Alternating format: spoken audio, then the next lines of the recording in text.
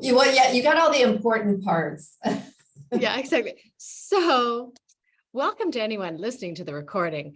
I Yes. just gave a very short introduction and Amanda just said the most wise words ever known to mankind. But apparently you had to be here live on the call to participate in that. So apologies to anyone who has the recording. But yes, really, we just said welcome and gave a background. We have 2 calls joined today. So yeah, all the good stuff is yet to come. So I'm going to have to start putting a big sticky on my screen, like, don't forget to start the recording. So thanks for understanding that. Oops.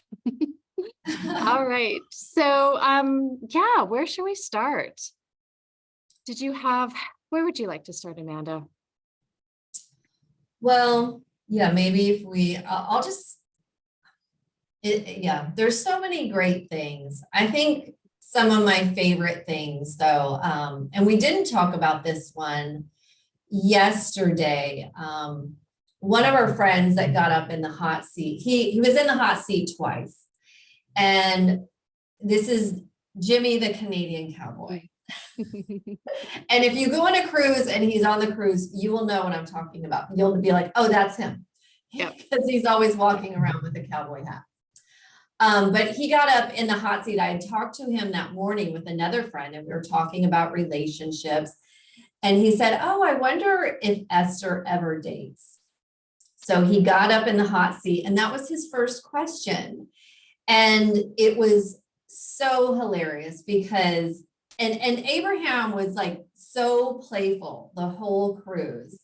And after he asked that question, Esther, who is channeling Abraham, just walked over, picked up the cowboy hat and put it on. And just was like, uh-huh. And everyone had the biggest chuckle. I don't remember what their answer was. Did they really answer? I think they said yes, absolutely. Something like very definitive. So I thought that was very funny. Yeah, yeah. And then the second the time. Energy, yeah, the whole time. Yeah. Oh, yeah, definitely.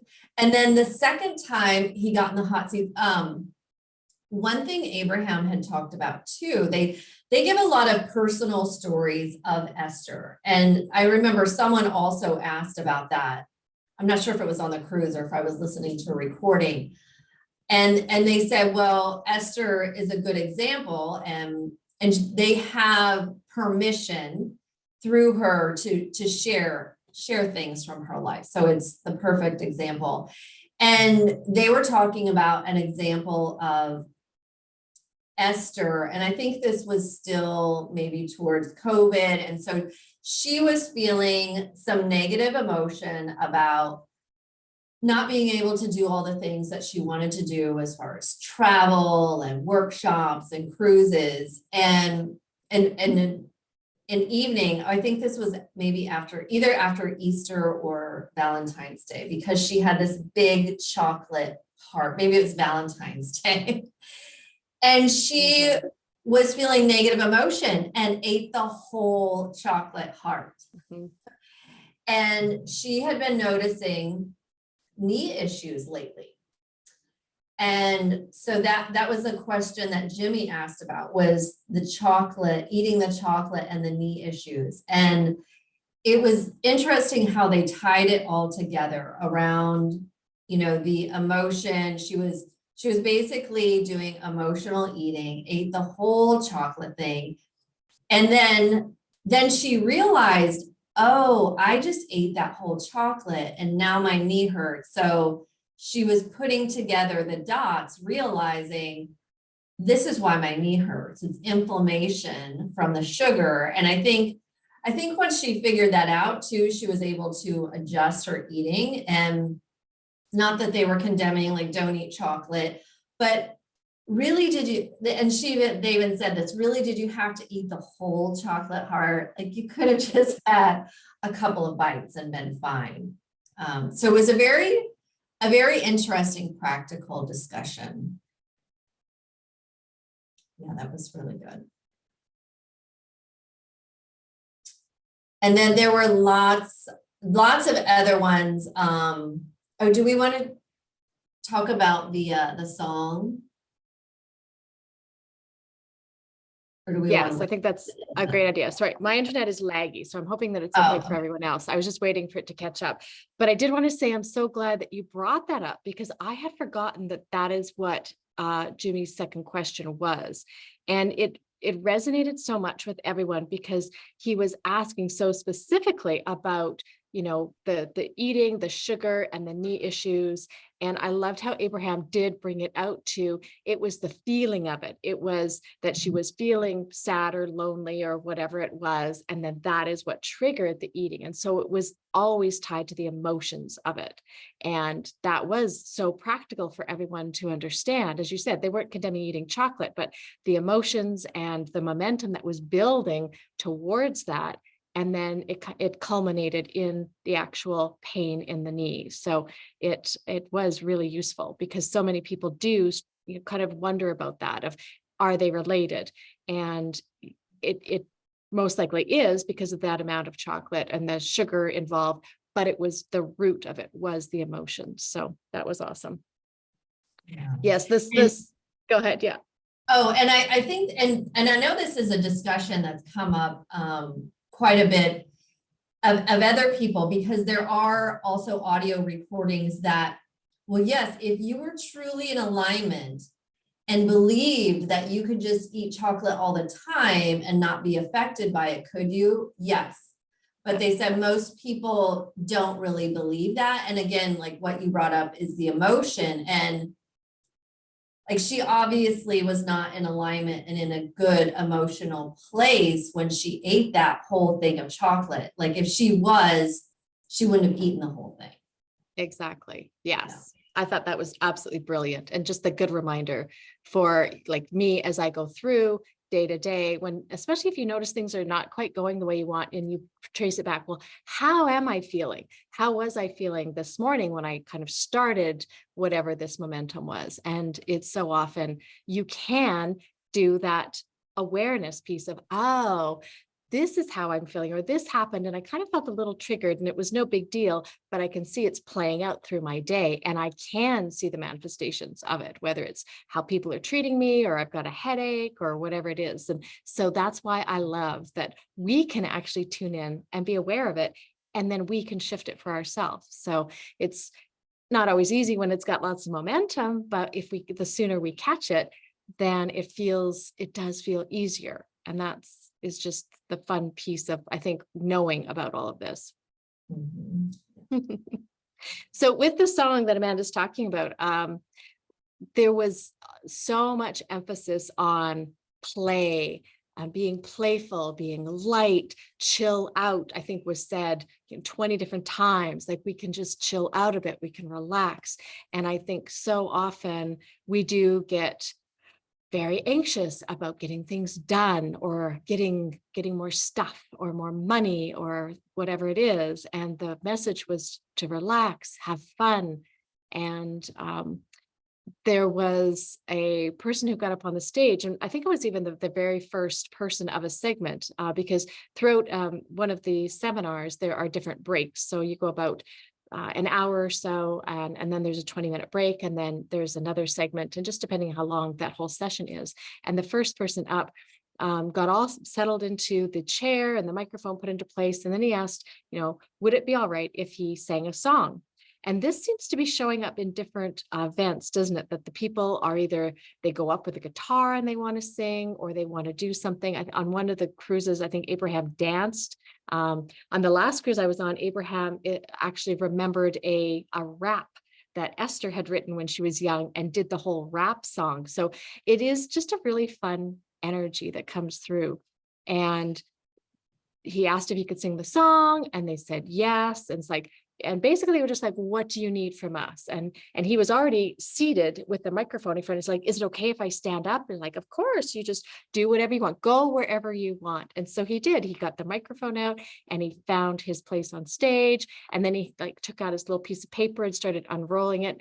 And it was pretty funny because there was a lot of elements to it on a lot of levels. And I think that made it a really good learning experience for everyone. So a lot of people were laughing. A lot of people were wondering, why was Abraham letting someone kind of do something that didn't feel like a serious question? Was it kind of wasting time that maybe their question could be really useful if they were allowed to come up? But it's funny how it unfolded, because it was a beautiful experience that led to even more great questions later on. So Amanda, why don't you say anything else? You can finish telling some of the parts of the story and then you can share it. Well, I'll share something right after we look at it. Okay, so I'll cue it up.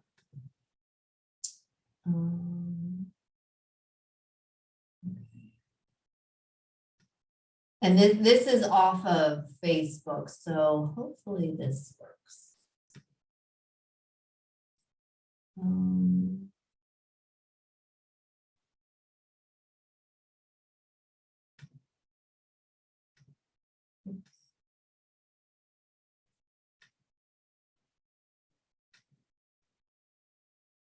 Okay, give me a thumbs up if you can see this and hear it. Well, it's thinking.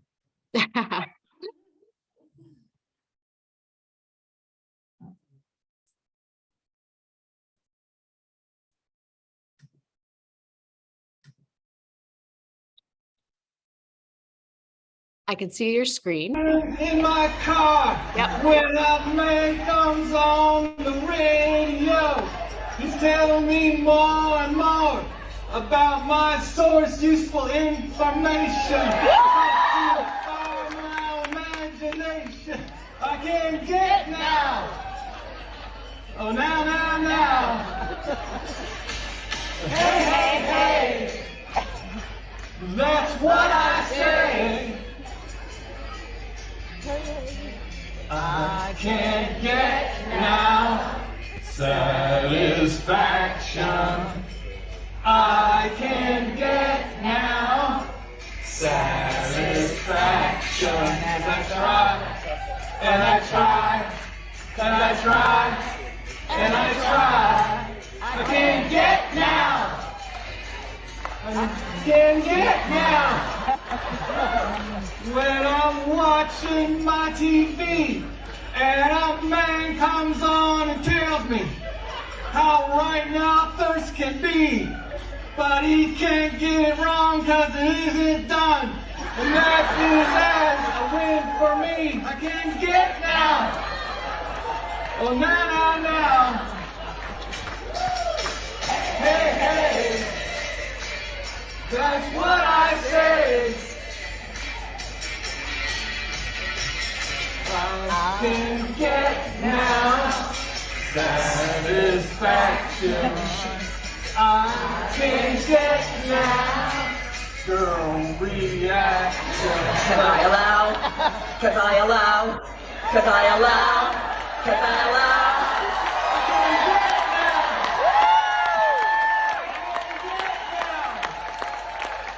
When I'm riding around the world and I'm finding this and I'm creating that, and I'm trying to be ready for some girl who tells me, baby, better come back later next week. Did you see I'm on a winning streak? Get now.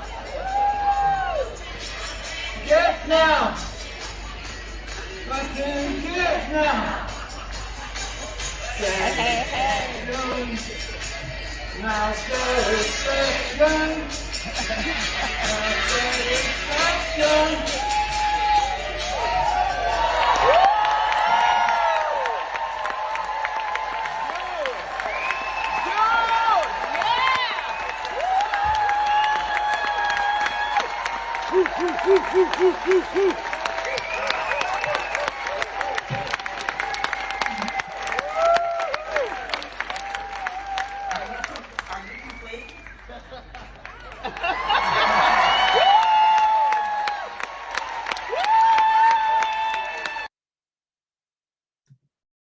And so you can see it was just, then he was done. He just wanted to share his song, and Abraham was having so much fun with him and even changed in that one part to I allow, allow, allow. And yeah, and you can see he wasn't a great singer, but it was about just having fun. And he was totally inspired. He talked about before the first when he got up on stage, how he heard this song and he just got the inspiration of like, wait a minute, I can get satisfaction. And so he had the inspiration, I'm going to rewrite the words. And so it was perfect. And what I also wanted to share about that leads into another thing was that at the end of that, someone said, don't quit your day job, which in an Abraham crowd is kind of like, oh, who said that? And then another friend of ours got up, Roman, another Canadian, and confessed, I'm the one that said that. And Abraham was basically like, well, don't beat yourself up for it because you kind of channeled it because other people were thinking it. You were just the one that said it. But then they said, but how did you feel when you said it? And he said it didn't feel good. And so that was kind of the point of, yes, pay attention to how you feel because that's your guidance system. Like, it's okay. It's done. You said it.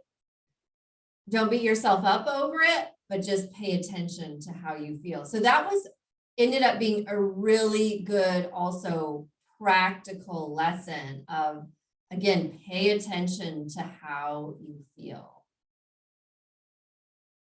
Yeah, I agree. There was so much that was very practical. And I think so often when we listen to spiritual teachers, it feels good in the moment, but then when we're actually in our life, we're not sure how to navigate the situations that don't feel good because we don't necessarily have a tool or a technique or something ready. And I found a lot of what people were talking about was very real life situational based, and it offered ways to look at situations or to go through different choices and how to decide what would be a better way to make a decision. So it was so good. What else do I want to say about that though? Yes, you maybe got to see a little bit of the crowd, but I think there were 800 people there for the seminars themselves. And so I think there were maybe 3,000 on the ship and 800 of them were actually part of the seminar. So it was a great showing. And a lot of Canadians were there. Everyone I met said, oh my gosh, there's so many Canadians here. It's like, I know, we're so much fun. We just have to be here. So it was really delicious. And you even got to see Jimmy's cowboy hat as they were panning down below. It was that big white hat towards the bottom. So it's a lot of good energy around that. So in terms of the themes, most cruises have some catchphrases that seem to come out right at the very beginning. And it's always fun because as you go throughout the cruise, it seems to be applicable for all the things that you end up doing. You go, oh my gosh, it's what Abraham says. It's not that it's that new, it's just that it feels so true and perfect in these moments. And it's such a good reminder for us. So right from the very first session, it was said multiple times to people, you are not the law of attraction. And that was in reference to a lot of people coming up on stage and they had very specific questions about how to, make things happen or how to get what they wanted or why was it taking so long to come. And they thought they were doing all the right things. And I know that these are questions that a lot of us sometimes have is I feel as if I'm doing the right thing and yet I still don't have this thing that I want. And the message was just so loud and clear that you are not the law of attraction. It is not your job to make anything happen. You are a cooperative component. You are one of the pieces, but you can't get what you want by demanding it. You need to calibrate to what you want. And that basically means find the feeling of what it is that you want, and then find ways to feel that feeling now before you need something big to change, before the job, before the car, before the life partner. How could you find that feeling now? And it's that message just kept getting repeated over and over again. And one of the examples that they used was someone that Esther knew, who I don't remember now what the role was, but she was some kind of main actor in some kind of production.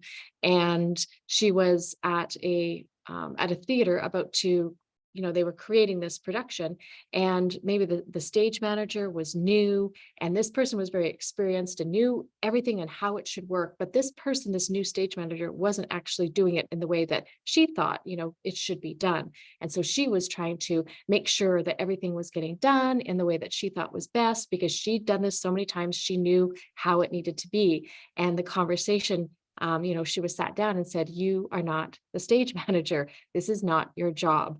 You have to let go of control of this, and you do what your piece is. You are this performer, you do your role, and let everybody else take care of their roles. And the stage manager will do what the stage manager needs to do."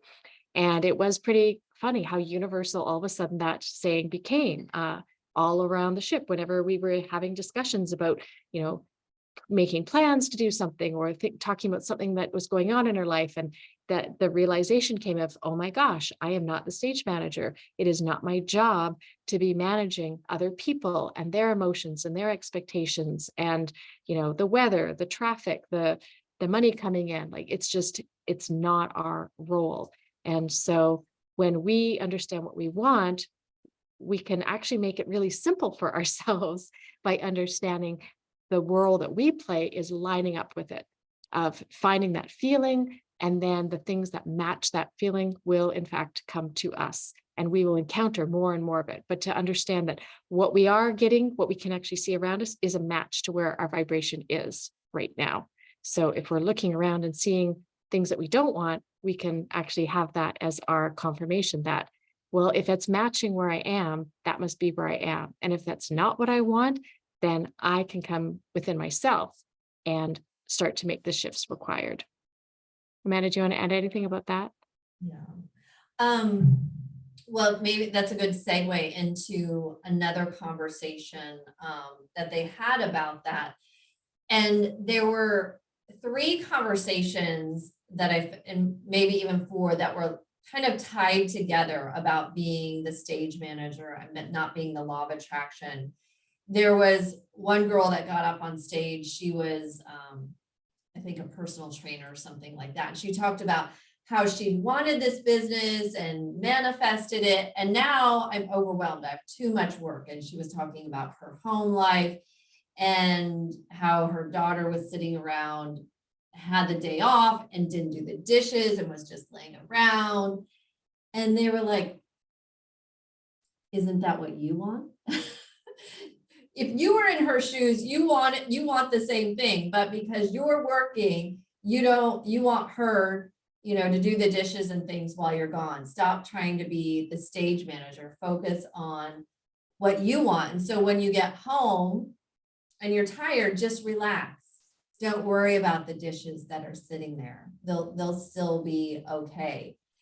And they walked her through some of these things, and you could tell she was getting some of it, but not letting all of it in. And then there was another conversation that was after that of another woman, a business owner, who again had grown her business but got to the point of feeling overwhelmed and having these employees work for her. And when she was up on stage, Abraham emphasized, what do you want to feel? Ease and flow, ease and flow. And you could see her shifting as they talked. She was releasing resistance, and Abraham kept pointing it out. They kept saying, do you see her releasing resistance? Can you see the vibrational shifts she's making just sitting in the chair now? And the girl was confirming, and you could see like she was letting go a lot of resistance. And then I think it was the next day or two, another workshop, the girl got in the hot seat again. That was the trainer. And they sat her down right away. They were like, you're not, because they said something about focus on what you want to feel. And she got up and they're like, no, you're not feeling it. And they brought up another lady that like continued the conversation, and it was related to the other girl. And so they were talking her through, she actually is retired, but her husband is still working. So now she's feeling guilty. And so she's making herself busy at home doing all this work to justify, you know, that, see, I'm being productive. I'm working too. Like, I don't have a job, but I'm working too. And they're like, why are you doing that? Are you doing it out of guilt? Are you trying to justify your existence there? And she's like, yeah, I am. They're like, get out of the house, go enjoy yourself. And so, and it was a really good example because they kept walking her through and redirecting, because they would ask a question and she wouldn't quite get there. And you could hear it in the audience that like, oh, she's not quite there. So they would redirect her again and redirect and redirect. So it was also a really good practical example of how she was still stuck in those same thought loops and vibration, and they just kept making little tweaks. And she was shifting, but not as quickly. So it was good to see those three examples. One girl was shifted really quickly. That last one kept making little adjustments, and the other one was kind of getting it, but you could tell like, not really. Yeah, so it was a really good example. I love that you brought those up. I had actually forgotten. I love that you just have so much like that detail for the stories. Because they were so interesting. And a lot of people who listen to Abraham Hicks on videos on YouTube, of course, there's value to that. But because they have to be less than 15 minutes long, you do, I think, miss some of the richness of the longer conversations, because some of the people will be in the hot seat for 30 or 40 minutes. And of course, then you can see a snippet online, but it's not that real fullness of the conversation to be able to see the progression. And there is such value in that. And if anyone is interested, you can buy the recordings for workshops or cruises just from the website. So you don't have to actually attend any of these. If you ever want to have recordings, I don't know how much they are. Of course, it's all dependent. But I think the cruises are between 100 and 150. I don't know how much the workshops are. And Abraham Now is like a twice a month subscription type of program. So there are ways that you can have access to the longer recordings, and there's definite value in my opinion, for sure. I was looking through my notes as you were talking, Amanda, and I had totally forgotten yesterday to mention their kettle boiling analogy. Oh, Because yes. that one they talked about a lot, and they did keep coming back to it. And again, it was something, it's not a difficult analogy, but it felt so specific and applicable, because they talked about having the flame and watching a kettle boil, essentially. And that so often in our lives, what we do is we turn the flame up, and then it's like on, off, on, off, on, off, because we're kind of in alignment with what we want, and then we kind of go the other way, and we're a match for what we want, and then we're a match for kind of the opposite. And allowing yourself to feel that you do want to turn it on, and even just slowly keep turning it up, as opposed to on, off, on, off. So even if it's not always easy to have it be full on, we can make those adjustments. And so eventually the kettle will boil, as long as we keep it on even a little bit. It's when we keep going off that we can't get that momentum needed to get what we want. That was really good. They mentioned that a lot on this cruise. Yeah, it was a nice simple way of just picturing it for yourself of, yeah, because you can feel like when you're not really in that zone, it's like, oh yeah, I turned off the flame again. So what can I do to feel even a little bit better to get that going? Yeah. So there's another audio we have, and maybe we can just give you the background of it. And this was a gentleman that got in the hot seat, and this was on the last day. And he was talking about a snorkeling excursion he had been on. And so he was telling Abraham how he had the intention going. He wanted to be surprised and delighted. He wanted to see something magnificent. And so he was snorkeling and had the thought, and then was immediately surrounded by all of these fish.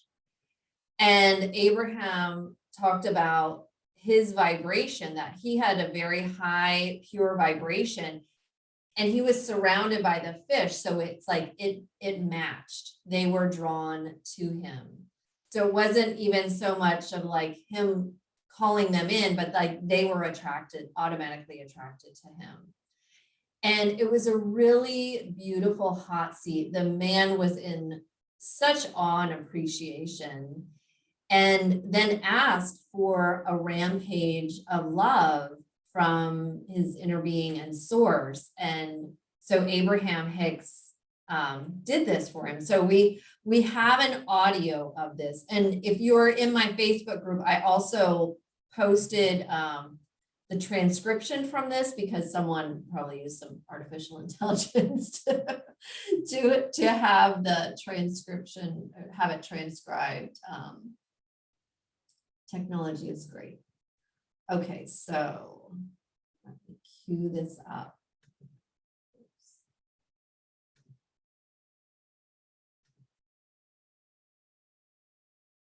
I can even pop the transcription into the chat as well. Okay. Oh, yes, that'll be good. They can read it. Let me see if I can find it.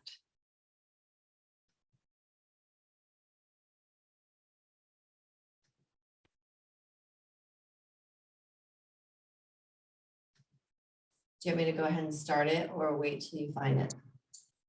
Yeah, it's not coming. I'm just trying to think of where I have it quickly, but yeah, I'm not finding it there. You go ahead. I'm sure it's clear. Even though sometimes they feel pretty good, that we call that ranting. But this rampage, which is the deliberate, focused escalation of my alignment with source energy, which really is the ultimate description of what love is, isn't it? So we'll speak it from your perspective. I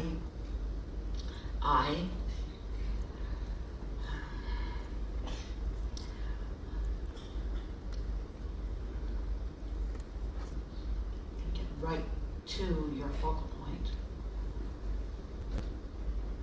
I not only accept, but I deliberately and lovingly allow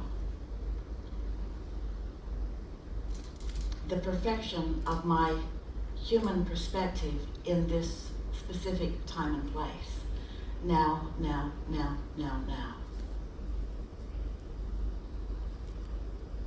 The idea of right time, right place is what comes to my mind. I can feel the bigness of now, like it's something that I've been anticipating. I suppose it's always been that way, because no matter how hard any of us try, we can't shake loose of our now. Because our now perspective is now, it's present. It's present and it's now. But the part that I'm beginning to appreciate more than ever before is that my now not only includes my human perspective out here on this leading edge, but it includes the non-physical part of me that encouraged me to come forth, knowing the perfection of my timing and the perfection of the satisfaction that I would feel if I just relax and allow the whole of me to be present in this now.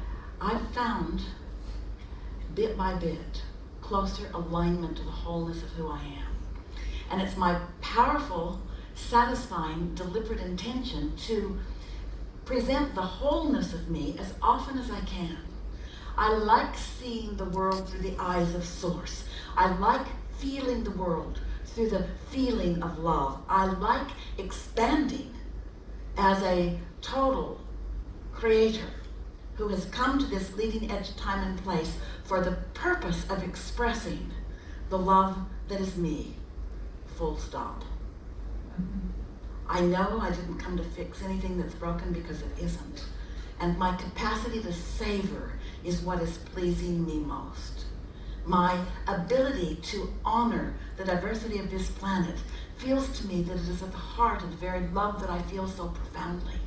I can feel the true essence of who I am, never ever pushing against anyone ever. And the more I allow myself to stand in that place, the fuller and more powerful and more satisfied I am. I love this now, and I know I will love the next and the next and the next and the next and the next. I trust this connection that I have with the whole of who I am. I know that I'm pure positive energy, finding my way to more and more and more of that. I accept that there's nothing missing or lacking in me, that I'm not trying to find my way to something that is missing. I understand completely in this moment that what is with me is just right where it is, and I anticipate the more that is coming and the more that is coming and the more that is coming. And when I feel that about myself in this complete way that I'm feeling it right now, I'm able to feel it about everyone. It is delicious to know that we are all in this together. And I appreciate everyone and whatever perspective they hold, because without their perspective, I could not have mine.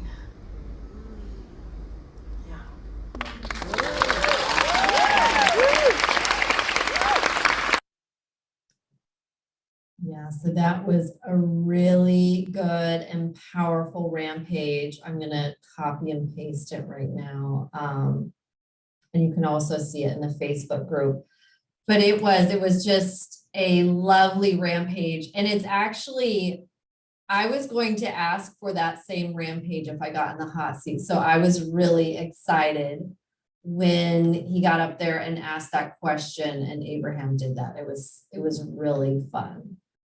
So I'm going to post that now.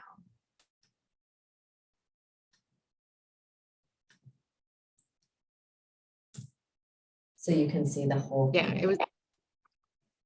it was such good energy, and everyone was just, it is the fun to be able to clap and cheer and move around and just show appreciation when that kind of energy comes through on a rampage. Yeah, it's really good.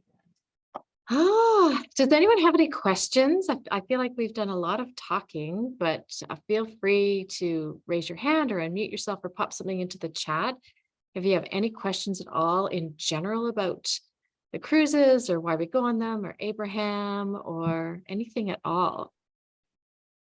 It's just meant to be a fun, open discussion, so feel free. And I think that you kind of asked a question because I have heard people say, why do you keep going on these cruises? Mm-hmm. But well, one, it's the fun of it. There's so much fun. And the more you go on, the more people you meet. And it's like a reunion with some of the people you only see on the cruises. And it's also the vibration. And this is something I've noticed for me changing over time, because I'm a very analytical person. I have, this ebook that I call Overcoming the Overthinking Mind. And that, because that has very much been my journey, is being a CPA and a very analytical and trying to get it up here of understanding intellectually what's going on.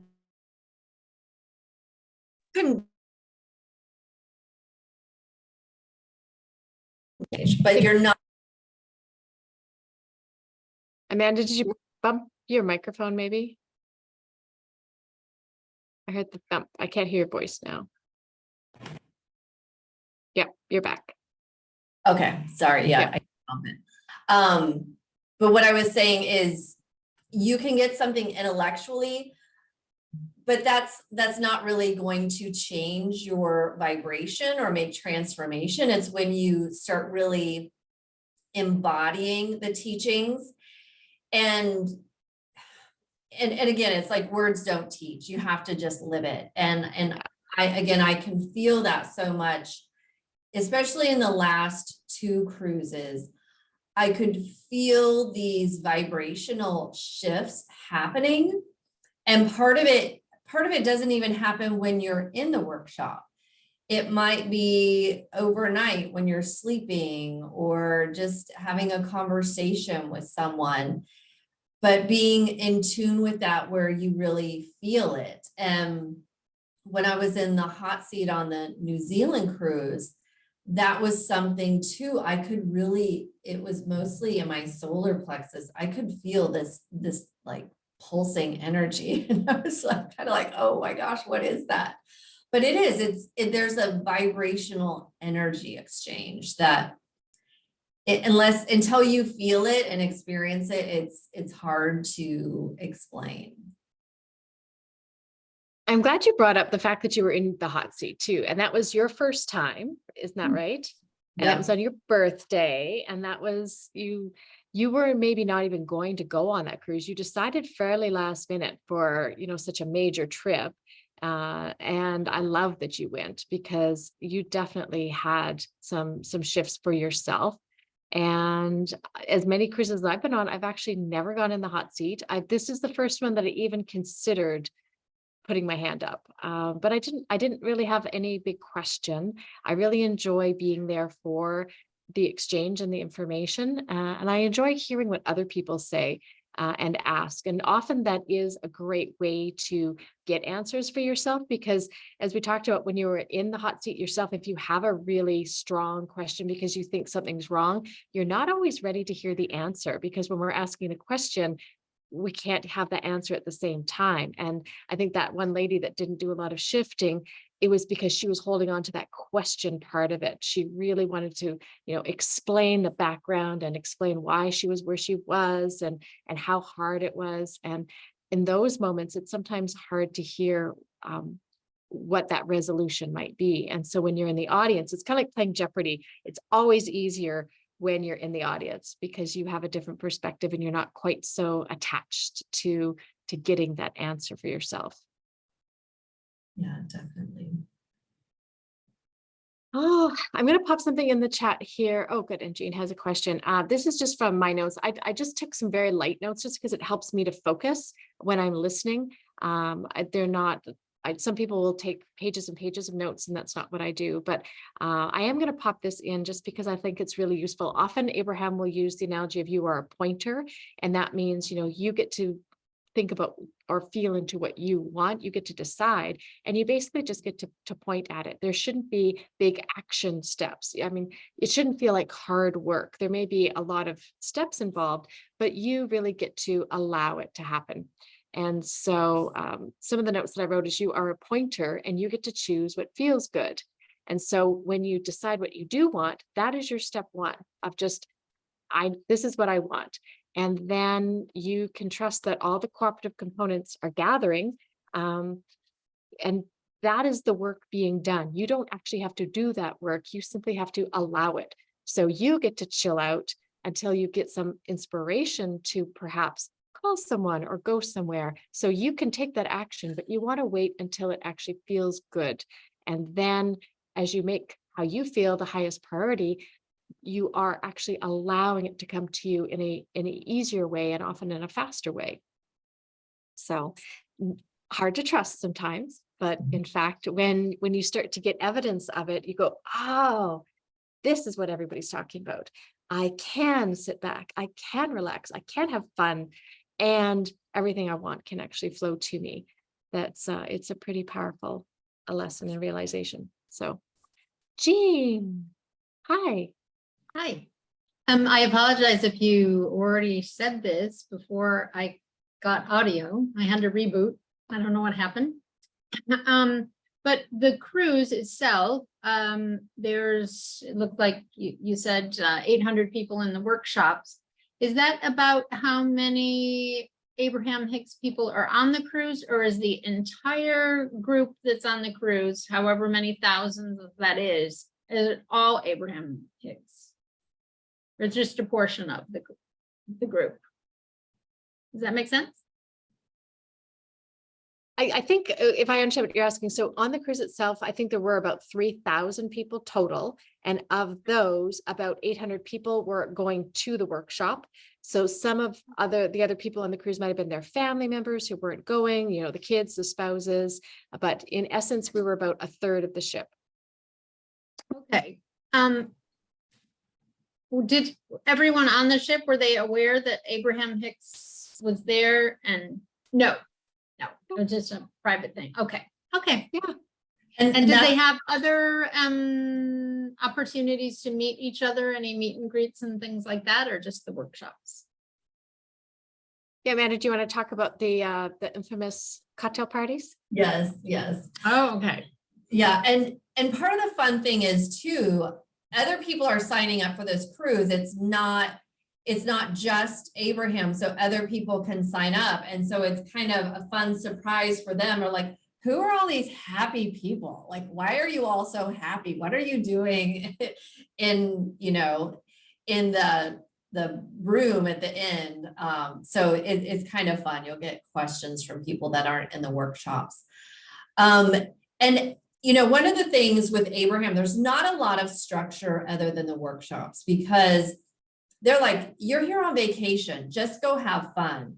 So there's usually 4 workshops on every cruise, even if it's 7 days or if it's 14 days. Actually, New Zealand was probably one of the longest ones at 14 days, and we still had 4 workshops because those were sea days. The only other organized events are the cocktail parties that Abraham Hicks Publications organizes. And so they break it up into 2 groups. They call it the red and the blue. And it's just based on if you select early dining or late dining. So they have it for that group specifically for an hour, and then they open it up to everyone. And so most of Esther's staff is at that cocktail party, and you'll see them around the ship. Esther, not so much. And they do, when you sign up, there's in some part where you sign, they do put in there, you know, this is Esther's vacation too. We ask that you not go up and approach her. And I think people are usually really respectful of that, because sometimes you know, it's on the ship. She's there. So you might run into her at times, and she doesn't mind if you say hi and things, but just being respectful. There's a few things that other people organize, like meditations or things, but they're kind of small. And if you ever do go on a cruise, look on Facebook, because someone usually starts a group for that specific cruise.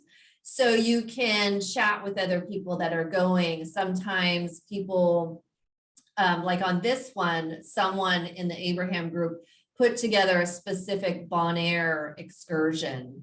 I know Sheila went on that one. So it's a good way just to connect with people, especially if it's your first cruise. I know on my very first cruise, I didn't know anyone that was going. I did a roommate match.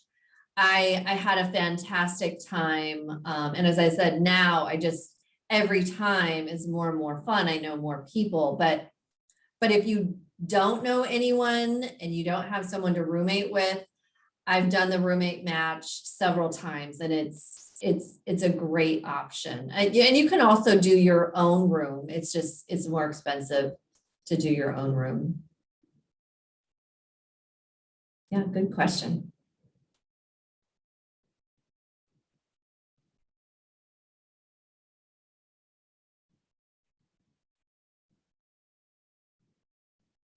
Does anyone else have questions? It's kind of like Abraham, anything goes, you can ask anything.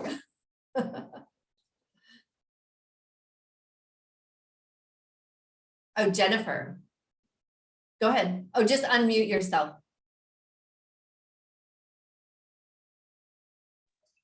Okay, there we go. There you go. Hi.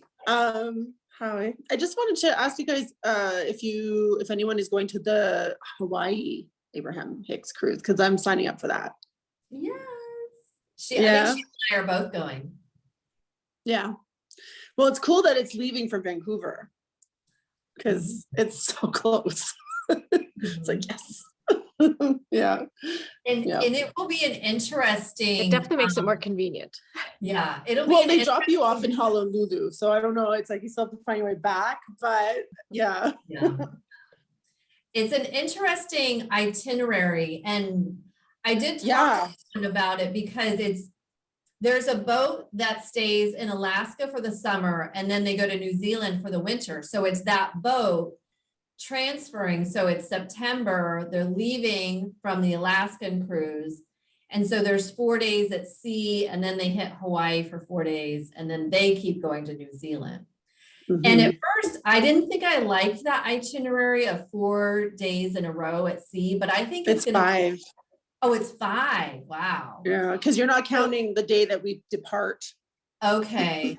Yeah, so Yeah, there I will be think that's 4 workshops in a row. So that will be, I think that will actually be really nice to have workshops just all in a row, 4 days in a row. And then you still get time on the boat to really be in that energy.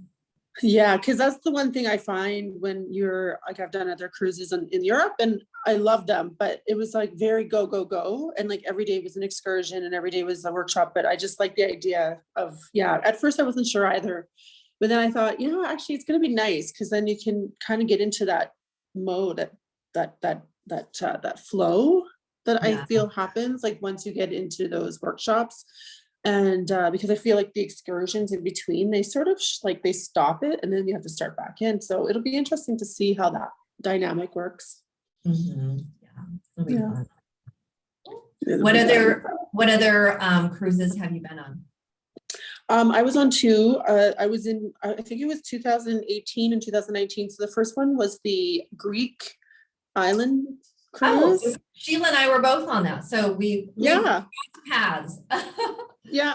And it's so funny because I'm from Edmonton. I live in Edmonton, and Sheila lived in Sherwood Park, which is just outside of Edmonton, like by a few minutes. And we didn't even know each other.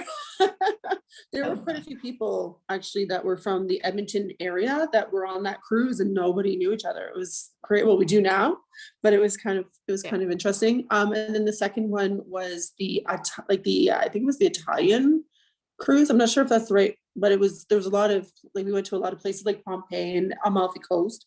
And that was the cruise that happened right before the pandemic started. Because there was another one that was September of 2019. September 2019, yeah. Because there was another cruise in March, but then that ended up getting canceled to the Caribbean. Yeah. Oh no, it happened. It happened. It happened, but then right after we got back, it was like lockdown. Yeah. So I feel like I got everything in at once. But yeah, I was on those 2, and I really wanted to go on the Caribbean one that you guys were just on, but just my schedule, my timing, it wasn't the right one. So I'm manifesting Hawaii, and it's like I actually ironically have like 5 people who I feel are going to be coming with me. I've been talking about it so much that they're all gonna. Some of them there's 2 of them that have already been on a cruise before.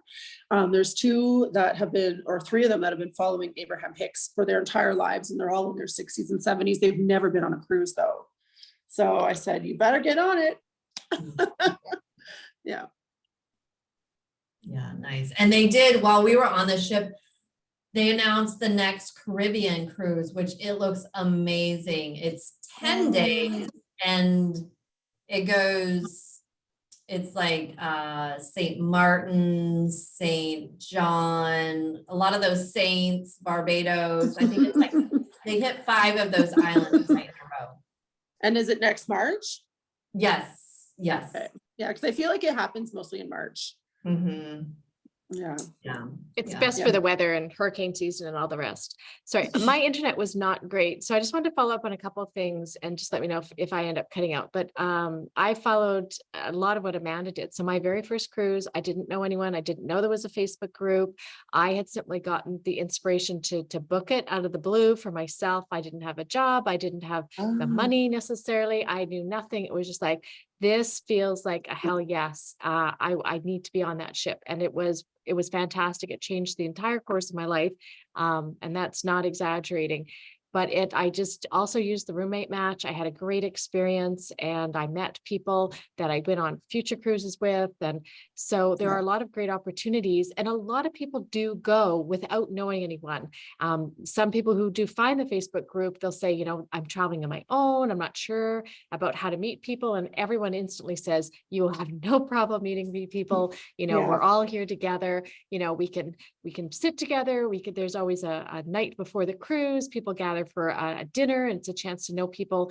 My second cruise, I learned about the Facebook groups at that point, and I was involved with it. And a group of us ended up renting an Airbnb in Barcelona for 3 nights before the cruise. It was just a group of 9 people randomly from around the world, and we all connected and we had the best time. And we still stay in touch and remember whenever it comes up as a Facebook memory, we all post the picture, go, oh my gosh, do you remember how magical this was? So it's the opportunities that are presented that we just normally don't have in our life. And it's like this amazing energy soul connection with people. So it sounds cheesy, but it just turns out it's true. So you just keep going. So I wanted to look at some of the questions in here in the chat. So Jean asked about Greece. There is a Greece cruise. It's going in July. I personally won't be attending. It's the same itinerary that I did in 2018. And I've been out of the country for 6 months. So I'm going to spend some time in Canada coming for the fall. Amanda, I don't think you're on that one as well. People are going though. Of course they're going. It's a fantastic itinerary. So, but It's for a me, it's really a bit hot, great one. and I've just got back from Europe. Yeah, it is. Catherine asked, does the high vibration from the cruise stay with you when you get back to your regular life, or do you feel it fall off? Honestly, that's something that a lot of people do talk about. I find it stays pretty high. Some people will talk about how they get home and everything seems to just fall apart. But in some ways, I think that means you're ready for whatever you were looking for. And maybe you need it to fall apart so that you can start over. But it's an interesting phenomenon. What have you found, Amanda, when you get back? Yeah, you know, it's morphed over time. I feel like in the beginning, it probably fell off quicker. I feel this time, gosh, I guess it hasn't been that long since we've been back, but I feel like I've still been basking in it. And I feel like that's just a representation too of where my vibration is. And just like I'm milking it too. Like I want to keep that momentum going. And I guess it helps that I'm in Miami Beach because I still go to the beach. I'm like, oh, look at the water. It's, you know, we were just out cruising on this. So it varies. It does. And I remember after the last Caribbean cruise, I actually kind of turtled and I didn't talk to really anybody for about a week because I had been I'm a very quiet introvert, and I was just on such a high energy vibe the entire cruise of like last year. And I was talking to people all the time. I was having these amazing connections. And then I needed to basically just be quiet and integrate it. And then again, I had felt really large shifts after that. So my life, I would say, improved quite a bit. And I thought I was in a good place before, and it actually just got better. So it had a bit of a both, but things didn't fall apart, but I did definitely need to be looking inwards for a little bit. And I think everyone's experiences are always different, but Catherine specifically asked, how far out do they post the dates? It's usually about 6 to 9 months.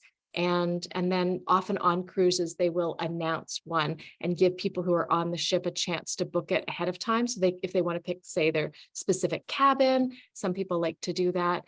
But there is no need. I don't think a cruise is sold out for a while. So some people got on the ship that we left on a Thursday, and some people booked as late as Monday of that week. So they don't recommend that. but you can do it when it feels good for you. And of course, now they've announced that Caribbean one for next March. It's not on the website yet, but it will be there in about, I would think, a month or so. So if Heather said, if I'm new to the law of attraction, Abraham Hicks, would I feel like I fit in? Absolutely. There's just, people are so warm and welcoming and friendly, and there's every level. So you'll know who you resonate with, I think, and you do tend to find each other. That was something that I was going to talk about. Is I found it interesting on a ship of over 3,000 people, and there were 800 Abrahamers. I seemed to see the same 20 people everywhere I went. You know, maybe I recognized them from other cruises, maybe I didn't know them at all, but I walked past them in the food line, I'd be sitting next to them in the theater, I would, bump into someone coming out of the bathroom. It seemed like you would just keep running into the same people, and you would learn to just stop and say hello, because it felt like the universe was kind of bringing you together to have a conversation about anything. And it's a great way to connect with people. So it's almost like you don't have to be trying hard. You will still find people to chat with and resonate with. So, and Phyllis, I'm not sure why you can't mute. I can try to force it here, but your question is about the age groups. Is it varied or mostly young people? Well, I mean, obviously Amanda and I are very young. We're probably the average age. There are definitely young people in the early 20s. One of the people, I met him on the Alaska cruise, and then again in on the Adriatic in the fall. And then we spent a lot of time together. He's about 26, and we have nothing in common at all. And yet we clicked just vibrationally. So we love to hang out together. How old is Maureen from Hawaii, Amanda? Do you know? Is she early 80s? Oh, Maureen. Yes, late 70s, early 80s, I think. Yeah. So there's So, a wide variety. yeah. So any age goes. There's always someone to hang out with, do things with. There's shows every night, like Vegas caliber style shows, Broadway, maybe not Vegas. So a lot of people like to go to the shows. A lot of people like to go dancing. There are quiet places all over the ship. If you're more into bridge, there were people putting in the Facebook group, does anyone want to play bridge? My roommate and I are looking for partners. So there's anything and everything that you might want to do. And also, they usually ask at one of the beginning days, who's here for the first time, and then who's their first cruise. And it seemed like half of the room, it was their first time. So no, you're not going to feel out of place at all. There's lots of people that are going to be first timers. And yeah, like Sheila said, it's funny how you meet people. And I remember that on my first cruise, because I was matched up with my roommate, and I think this was her third or fourth cruise. And she said, just watch. It's like the law of attraction. You will keep bumping into the same people. There's like 800 people here for Abraham, but you will bump into the same people over and over. And it was so true. Like I'd turn around and like, there's the same person. Yeah, but it's fun. Like, oh, look who I ran into again. Yeah, it's a great way to have connection with people. And those Facebook groups are fun, because it is a way just to ask general questions. For a lot of people, it's, what do you pack, or what excursions are you going on, or does anyone know what pier we're leaving from? So there's a little bit of everything. Everyone helps each other out. And yes, Phyllis, you are young. Yes. I love it. Any other questions? This is great.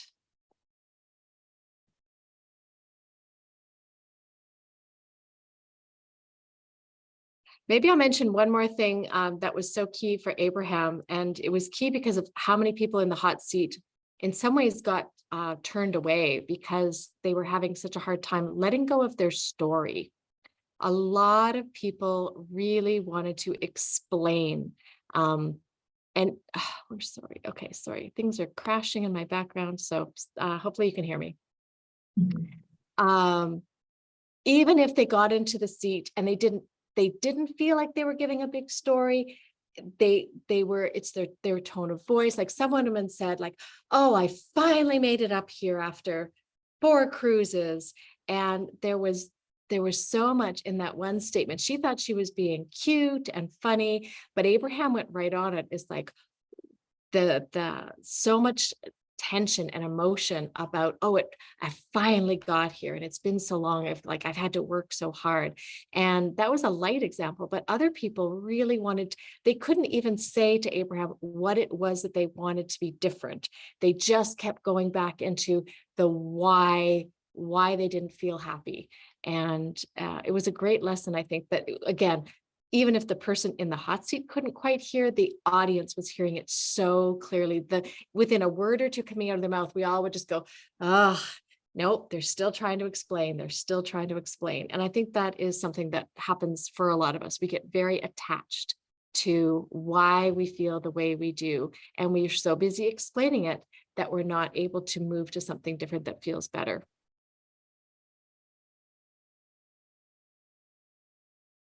Definitely. Yeah. I don't think there's anything else in the chat. Hear more about that. Okay, in another session. Mhm. Oh, Jean has something else.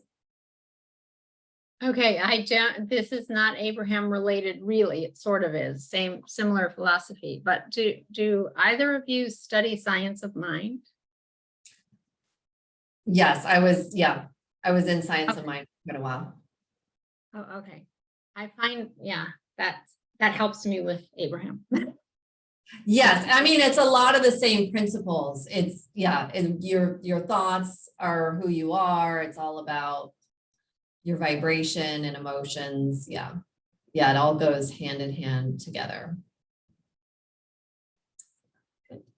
And okay, so B wrote, every time I vibrate higher, I get lots of synchronicities that just blow my mind. I'm sure you both experienced them too. Can you share some of them?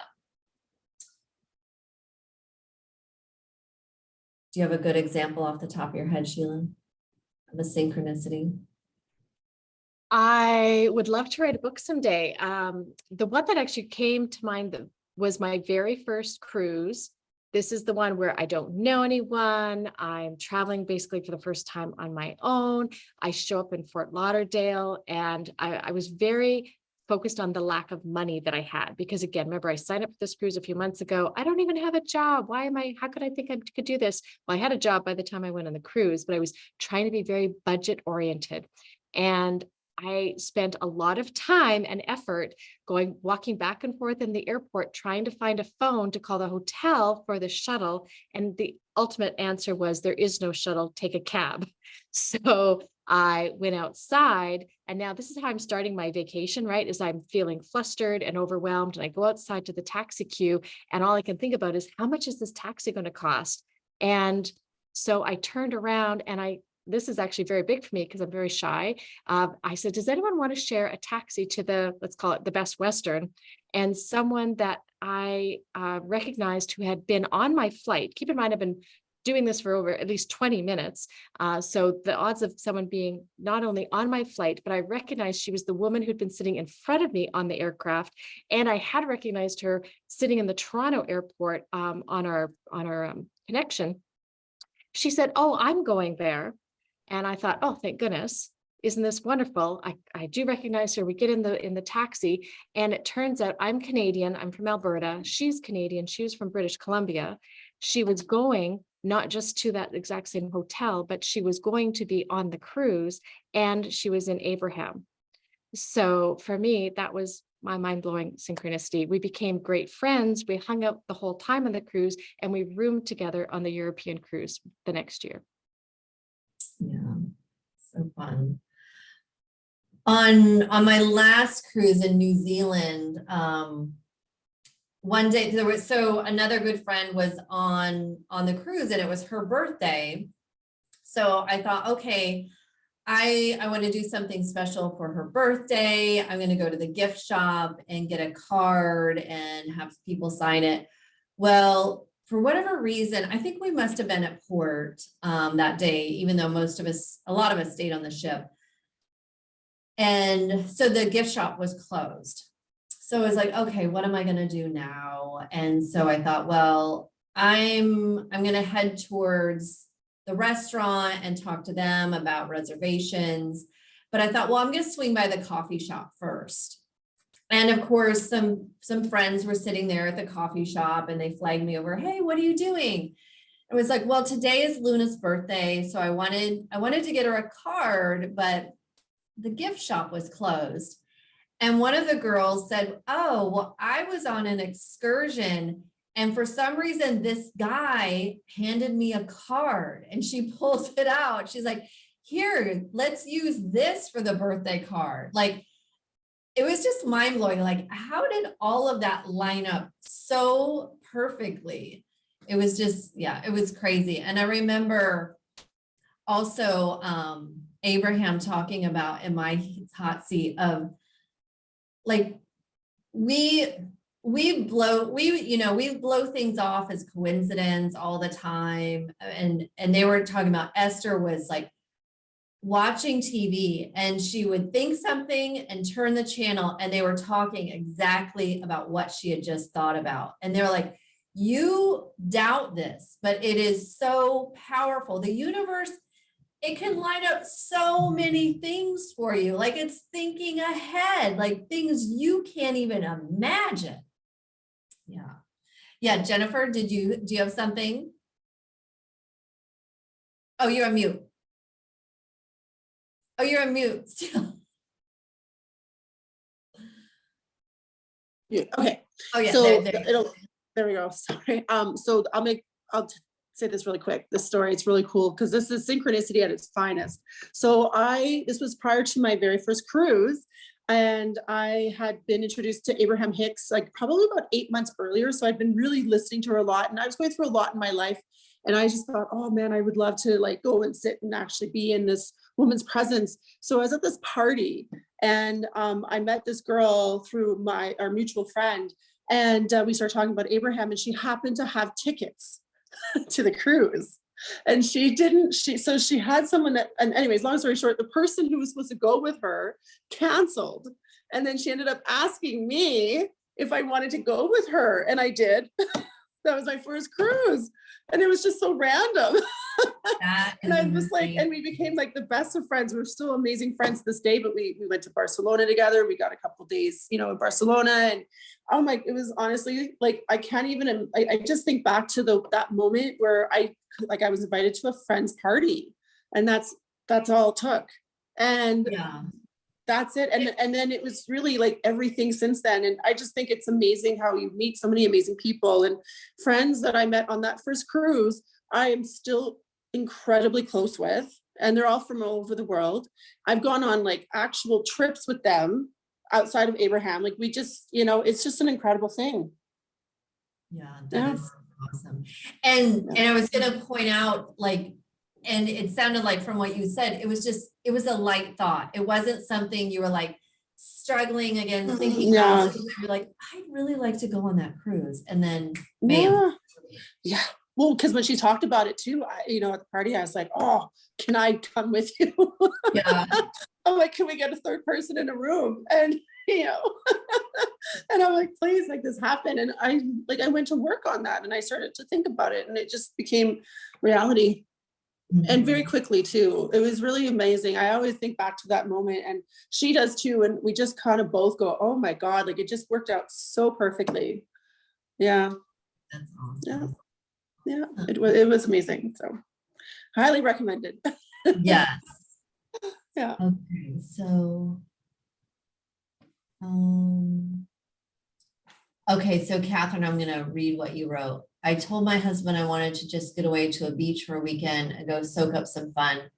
He said he was too busy, but I could. The next day, my friend who owns a beach house invited me down for that weekend to the beach. Saturday was supposed to be cold and cloudy, but ended up being sunny and felt like 70. Awesome. Yay. And it is. It's like, it's so fun to notice those things. And then And then the more you're in this, the more you notice it. And then the more you can have that appreciation and really bask in that. And like, oh, remember that time when this happened, and feeling that worthiness of how supported you are by the universe and your inner being. It's a beautiful, fun thing. Okay, so there's a new message.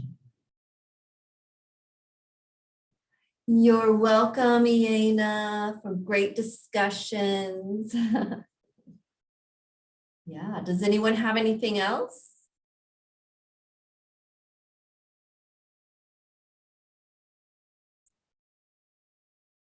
Well, thanks to everyone for coming. It was yeah, fun to have so much energy and remembering details that I'd already forgotten, even though we literally got off the ship on Saturday. It I know, it does feel like a time warp. does. Yeah. All right, thanks so much for coming, everyone, and participating. It was wonderful having all of your energy. Thank you. Thanks. Have a great night. Bye.